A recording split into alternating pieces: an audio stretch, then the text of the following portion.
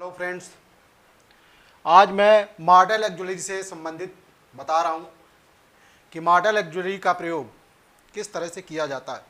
Model auxiliary जिस तरह से प्राइमरी ऑक्सिलरी एक हेल्पिंग वर्ब के रूप में होती है, उसी तरह से मॉडल ऑक्सिलरी भी एक हेल्पिंग वर्ब ही है, लेकिन उसमें और इसमें अंतर है। उसमें जो है कर्ता के अनुसार प्राइमरी ऑक्सिलरी का प्रयोग किया जाता था कि सब्जेक्ट कैसा है, सिंगुलर प्लूरल पर्सन के अनुसार, लेकिन इसमें सब्जेक्ट चाहे जैसा हो, सब में सामान्य तौर पर ये मॉडल ऑक्सिलरी रखती है। इसमें मूड से संबंधित होता है। मूड के अर्थात हमारे भावना विचार किस तरह से होते हैं वो इसमें शो करता है। जैसे मे, कैन, माइट, कुड, इसके बारे में मैं बता रहा हूं कि इनका प्रयोग कहां पर किया जाता है। पहला नंबर में प्रेजेंट टेंस में, माइट उसी का पास्ट है, कैन प्रेजेंट में, कुड उसी का पास्ट है। पहला नंबर देखिए, इसमें लिखा है में परमिशन के लिए किस तरह से प्रयोग किया जाता है। परमिशन, अनुमति लेना या देना। जैसे क्या मैं आपका पेन ले सकता हूं, अर्थात इसमें उसने जो है अनुमति आपसे ली, तो वही बन गया मे आई टेक योर पेन। दूसरा सेंटेंस देखिए, इसमें क्या मैं अंदर आ सकता हूं, मे आई कम इन, क्या मैं अंदर आ सकता हूं। इंट्रोगेटिव सेंटेंस है, तो उसने उत्तर उसका दिया यस यू मे कम, हाँ तुम आ सकते हो। शार्ट में भी लिखा जा सकता है यस यू मे। तो ये देखा कि अनुमति लेना और अनुमति देना, इसके लिए मे का प्रयोग किया जाता है। दूसरा नंबर, मे का प्रयोग कहां पर किया जाता है। पॉसिबिलिटी के लिए, संभावना के लिए, जहां पर संभावना व्यक्ति हो और वो संभावना किस तरह हो, फ्यूचर टेंस की हो, लेकिन दूर रिमोट फ्यूचर ना हो, दूर फ्यूचर की ना हो, वो हो पास ही फ्यूचर की हो। ये लिखा है फ्यूचर की हो लेकिन दूर की ना हो, अर्थात फ्यूचर में हो, घटित हो, लेकिन ज्यादा दूर तक लंबे समय की ना हो। आज वर्षा हो सकती है, देखिए आज की ही बात है, आज वर्षा, अर्थात ये अनुमान लगाया जा सकता है, ये एक संभावना व्यक्त की जा सकती है, पॉसिबिलिटी है इसमें कि आज वर्षा हो सकती है, इट में रेन टुडे। तो दूर की संभावना नहीं है, पास की संभावना है जो फ्यूचर में है। तो इस तरह से मे का प्रयोग करके सेंटेंस बनाते हैं। फिर दूसरा सेंटेंस देखिए, इसमें अध्यापक आज तुम्हें दंडित कर सकते हैं, the teacher may punish you today. संभावना व्यक्त की जा रही है, फ्यूचर की संभावना है। इस संभावना का मतलब है हो भी सकता है और नहीं भी हो सकता है, ये एक संभावना है, निश्चित नहीं है। जो फ्यूचर की में, फ्यूचर में कोई भी निश्चित नहीं होता है। अगला सेंटेंस है, अगला नंबर विश। विश का मतलब होता है इच्छा, और इच्छा हमारा एक ऑप्टेटिव सेंटेंस होता है। जो सेंटेंस 5 प्रकार के बताए गए थे, उनमें से एक सेंटेंस आता है ऑप्टेटिव। ऑप्टेटिव सेंटेंस प्रायः में से ही शुरू होता है और वाक्य के अंत में विस्मय बोधक मार्क लगता है, ये इसमें ध्यान रखा जाता है। और इसमें क्या क्या होता है, आश्चर्य भी हो सकता है, इसमें ब्लेस हो सकता है, प्रार्थना हो सकती है, कर्स हो सकता है, श्राप हो सकता है। तो may you go to hell, ईश्वर करे तुम नरक में जाओ, भगवान करे तुम नरक में जाओ, अर्थात इसमें क्या हुआ, श्राप। देखो मे से सेंटेंस शुरू है, वाक्य के अंत में विस्मय बोधक चिन्ह लगा है, तो may you go to hell. तो ये इच्छा व्यक्त करता है। इच्छा कौन सी इच्छा है, खराब वाली है, अर्थात श्राप वाली है। मे यू लिव लॉन्ग, ईश्वर करे तुम दीर्घायु हो, अर्थात भगवान तुमको लंबी उम्र दे। तो में से देखिए सेंटेंस शुरू हुआ और वाक्य के अंत में विस्मय बोधक चिन्ह है, जिसमें इन वाक्यों में इच्छा मालूम होती है, और ये ऑप्टेटिव सेंटेंस होते हैं जो प्रायः में से शुरू होते हैं और वाक्य के अंत में विस्मय बोधक मार्क लगता है। चौथा नंबर देखिए, पर्पज, उद्देश्य। उद्देश्य जो इसमें देखिए क्लाज होते हैं, क्योंकि ये कॉम्प्लेक्स सेंटेंस होता है, और कॉम्प्लेक्स सेंटेंस में अगर हमारा जो प्रिंसिपल क्लॉज है किसमें, प्रेजेंट में, तो सबऑर्डिनेट क्लॉज का भी प्रेजेंट में होगा और उसमें पर्पस होने के साथ साथ में उसके साथ में सो दैट का प्रयोग होता है। तो जब सो दैट का प्रयोग होता है तो इस क्लॉज में मे का प्रयोग किया जाता है। सो दैट के साथ मे का प्रयोग किया जाता है जब ये प्रिंसिपल क्लॉज किस में हो, प्रेजेंट टेंस में हो। जैसे ये सेंटेंस लिखा है, वी गो टू स्कूल, हम स्कूल जाते हैं, so that we may study, हम स्कूल जाते हैं ताकि हम अध्ययन कर सकें। तो हमारा स्कूल जाने का उद्देश्य क्या है, उद्देश्य ये लिखा है। यहां से देखिए ये सेंटेंस हमारा उद्देश्य लिखा है ये, ताकि वी में स्टडी, हम अध्ययन कर सकें। तो यहां से देखिए सेंटेंस ये जो है एडवर्ब क्लॉज के रूप में है, जो ये प्रिंसिपल क्लॉज के रूप में अर्थात एक कॉम्प्लेक्स सेंटेंस के रूप में है।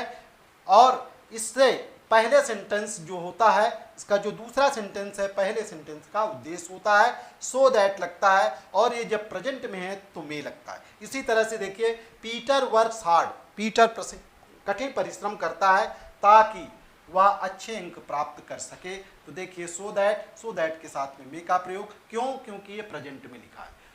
फिर आगे मैं फिर बता रहा हूं माइट का प्रयोग किस तरह से किया जाता है, तो उसको ध्यान से समझिए कि क्या मैं दूसरा बता रहा हूं। माइट, दूसरे नंबर पर माइट जो है मे का पास्ट टेंस है, तो माइट का प्रयोग किस तरह से किया जाता है। पहले नंबर पर है पॉसिबिलिटी, पॉसिबिलिटी का मतलब है संभावना, और मे का प्रयोग भी संभावना में बताया गया था। वो ऐसी संभावना थी जो दूर की नहीं होती थी, पास की होती थी। और इसमें संभावना दो तरीके से, पास्ट में भी है, फ्यूचर में है। किस तरह से, देखिए ही सेड दैट, देखिए एक प्रकार से ये रिपोर्टिंग वर्ब है, क्योंकि ये सेंटेंस इनडायरेक्ट स्पीच में लिखा है।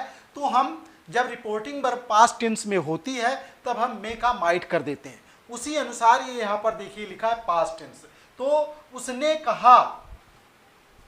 कहा कि वह मैच खेल सकता है, तो उसने कहा पास्ट टेंस में हो गया, तो उसी अनुसार ये पास्ट में लिखा है। He said that he might play the match. तो यहां पर ये देखिए रिपोर्टिंग वर्ब के अनुसार यहां पर सेंटेंस हम पास्ट टेंस में बनाते हैं, तो यहां पर मे के स्थान पर माइट लिख दिया।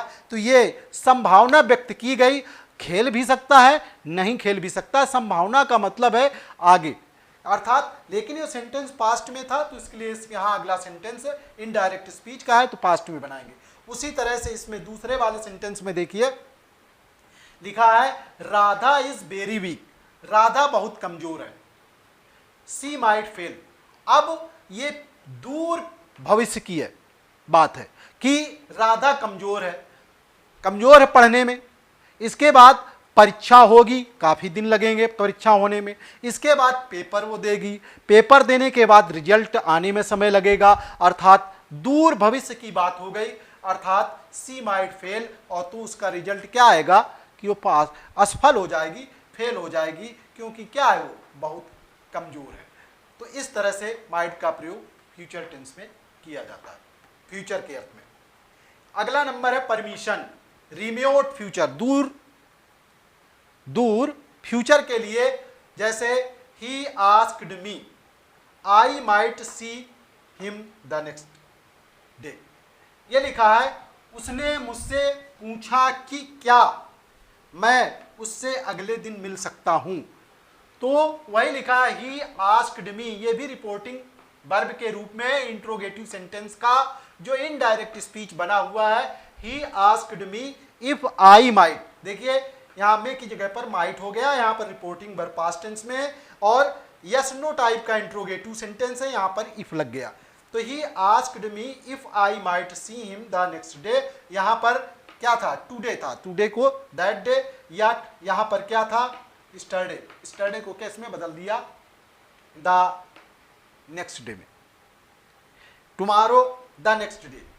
तो इस तरह से इसमें आपस में बदल देते हैं। फिर यहां पर देखिए ही टोल्ड मी दैट, उसने मुझे बताया कि, ये भी रिपोर्टिंग वर्ब है, तो इस तरह से पास्ट टेंस में इसमें भी बन गया दूर फ्यूचर में जाने के लिए, रिमोट फ्यूचर में जाने के लिए। तो he told me that I might use his bike, उसने मुझसे कहा कि, उसने मुझको बताया कि मैं उसकी बाइक ले सकता हूँ, प्रयोग कर सकता हूँ। फिर इसके बाद देखिए इसमें पर्पज, उद्देश्य, सो दैट। पर्पज में भी बताया था, दोनों में अंतर सिर्फ इतना है कि इसमें जो प्रिंसिपल क्लॉज उसमें आता था मे वाले में, इसमें प्रेजेंट टेंस में होता था, इसमें देखिए पास्ट टेंस में। इसीलिए यहाँ पर सो दैट के बाद में किसका प्रयोग आ गया, माइट का प्रयोग आ गया। अगर ये यहाँ पर प्रेजेंट में होता तो यहाँ पर किसका प्रयोग होता, मे का प्रयोग होता।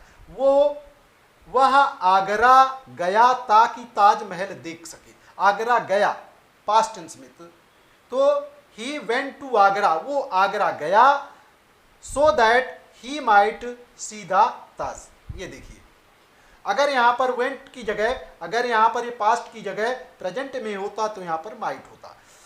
इसी तरह से ही जम्प्ड इनटू द रिवर, वो नदी में कूद गया, so that he might take के बाद, ताकि वो स्नान कर सके। तो यहाँ पर देखिए पास्ट में लिखा है, इसीलिए जो उसका उद्देश्य है वो भी पास्ट में होना चाहिए, तो मे के स्थान पर क्या आ गया, माइट आ गया। इसके बाद मैं अगली वीडियो कैन और कुड से बताने जा रहा हूँ, उसको भी ध्यान से समझिए। ये माइट का प्रयोग अभी मैंने बताया था। हाँ, कैन का प्रयोग, कैन का प्रयोग पावर, एबिलिटी, कैपेसिटी के लिए किया जाता है, शक्ति, योग्यता, सामर्थ्य के लिए। जैसे he can lift this box, वह इस बक्सा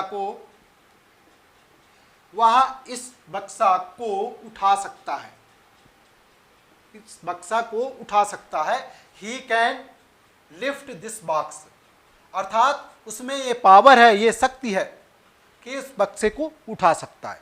तो ये देखिए कैन का प्रयोग इसमें हो गया। दूसरा है Ramesh can write a letter, अर्थात रमेश में वो योग्यता है कि पत्र लिख सकता है, तो यहाँ पर एबिलिटी आ गया। Ramesh can write a letter, Ramesh पत्र लिख सकता है। तीसरे वाले सेंटेंस में she can run fast, capacity, क्षमता उसकी, सी कैन रन फास्ट, वह तेज दौड़ सकती है। तो इस तरह से कैन का प्रयोग नंबर 1 पर मैंने बताया, पावर, एबिलिटी और कैपेसिटी पर। दूसरा नंबर है इसमें परमिशन। जैसे मे का प्रयोग परमिशन के लिए किया जाता है, उसी तरह से कैन का भी प्रयोग परमिशन के लिए किया जाता है। एक सामान्य तौर पर इसका प्रयोग किया जाता है, विशेष तौर पर मे का होता है, लेकिन सामान्य तौर पर कैन का प्रयोग किया जाता है इस तरीके से। जैसे now you can go home, अब तुम घर जा सकते हो। सामान्य तौर पर उससे कहा गया कि अब तुम घर जा सकते हो, तो now you can go home, तो परमिशन हो गया उसके लिए। He can go to school after meal, भोजन करने के बाद वह स्कूल जा सकता है। सामान्य तौर से बात कही गई। तो ये मैंने किससे संबंधित बताया, ये कैन से संबंधित बताया। अब इसी का जो है पास्ट टेंस रह गया, ये प्रेजेंट में प्रयोग किया जाता है। अब जो कुड का प्रयोग है, जो किसमें किया जाता है, पास्ट टेंस में प्रयोग किया जाता है, उसके बारे में बताने जा रहा हूं, उसको ध्यान से समझिए। कुड, कैन का पास्ट टेंस कुड होता है।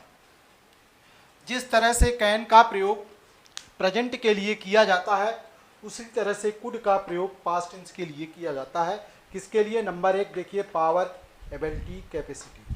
जिस तरह से कैन का प्रयोग प्रेजेंट टेंस के लिए करते थे पावर, एबिलिटी और कैपेसिटी में, उसी तरह से कुड का प्रयोग पास्ट टेंस में किया जाता है। जैसे he could read English when he was only 5 years old, वह अंग्रेजी पढ़ सकता था, पास्ट में, वह अंग्रेजी पढ़ सकता था जब उसकी उम्र केवल 5 वर्ष की थी, 5 साल वर्ष की थी, 5 वर्ष की थी। तो इसमें क्या दिखाया गया, उसकी शक्ति दिखाई गई, या उसकी इसकी दिखाई गई एबिलिटी, योग्यता से। दूसरा देखिए, she could not solve this question, वह इस प्रश्न को हल नहीं कर सकी, अर्थात उसमें क्या दिखाई गई, एबिलिटी, योग्यता की कमी थी। ये निगेटिव सेंटेंस है, अर्थात उस प्रश्न को हल नहीं कर सकी, सॉल्व नहीं कर सकी। She could not by this book, अर्थात उसमें क्षमता नहीं है, इतनी पैसे वाली नहीं है कि वो इस किताब को खरीद सकती, अर्थात पास्ट टेंस में। तो इस किताब को नहीं खरीद सकी, कल किताब उसको नहीं खरीद सकी, आज उसके पास पैसे होंगे तो खरीद सकती है। तो इस तरह से पास्ट टेंस में पावर, एबिलिटी और कैपेसिटी के लिए कुड का प्रयोग किया गया। दूसरे नंबर पर देखते हैं पॉसिबिलिटी इन पास्ट, अर्थात जो पास्ट टेंस में पॉसिबिलिटी हो, संभावना हो पास्ट टेंस में, और इसमें एक कंडीशनल सेंटेंस होता है। और कंडीशनल सेंटेंस में मैंने बताया था कि जब पास्ट टेंस में कंडीशन हो और उसमें मुख्य क्रिया दी हो तो उसमें पास्ट परफेक्ट का प्रयोग करते हैं, और जो दूसरा पार्ट होता है तो कंडीशन के अलावा जो दूसरा पार्ट होता है, जो प्रिंसिपल क्लॉज होता है, उसमें माइट हैव वर्ब की third form, could have verb की थर्ड फॉर्म या वुड हैव वर्ब की थर्ड फॉर्म का प्रयोग किया जाता है। उसी तरह से इसमें देखिए लिखा है he could have got more marks, उसने और अधिक अंक प्राप्त कर लिए होते, या वह और अधिक अंक प्राप्त कर सकता। If he had work hard, यदि उसने कठिन परिश्रम किया होता, यदि उसने और अधिक कठिन परिश्रम किया होता तो वह ज्यादा से ज्यादा अंक प्राप्त कर सकता। दूसरा सेंटेंस है she could have caught the train, वह रेलगाड़ी को पकड़ सकती थी, पकड़ सकती थी। इफ शी हैड हरीड, अगर वह शीघ्रता करती, अगर वो जल्दबाजी करती तो क्या करती, गाड़ी को पकड़ लेती। तो इसमें देखिए कि इसमें कंडीशनल सेंटेंस है, कंडीशनल सेंटेंस के बारे में भी मैंने बताया है, कुछ इसके बारे में तो समझ में आएगा। तीसरे नंबर पर देखिए लिखा है पोलाइट रिक्वेस्ट इन प्रेजेंट, ये इंट्रोगेटिव सेंटेंस के रूप में दिखाई देता है। एक्चुअली में ये एक इंपरेटिव सेंटेंस के रूप में माना जाता है। इंटरमीडिएट में जब इसको डायरेक्ट से इनडायरेक्ट बनाते हैं तो इसमें इंपरेटिव सेंटेंस का नियम बताते हैं। मैंने इंपरेटिव सेंटेंस पर एक वीडियो बनाया है जिसमें इंपरेटिव सेंटेंस के बारे में जब बताया है तो इसका प्रयोग उसमें जरूर बताया कि इसका इस तरह का इंपरेटिव सेंटेंस किस तरह से बनता है। तो इसमें देखिए प्रेजेंट टेंस में एक विनम्र निवेदन होता है, कुड से सेंटेंस शुरू होता है लेकिन वाक्य अंत में क्वेश्चन मार्क लगा होता है। किस तरह से देखिए sentence, could you lend me your book for a day, क्या आप मुझे अपनी किताब एक दिन के लिए उधार दे सकते हैं। Could I use your mobile, क्या मैं आपका मोबाइल उपयोग कर सकता हूँ। तो वीडियो को लाइक करिए, कमेंट करिए, शेयर करिए। Thank you for watching my video.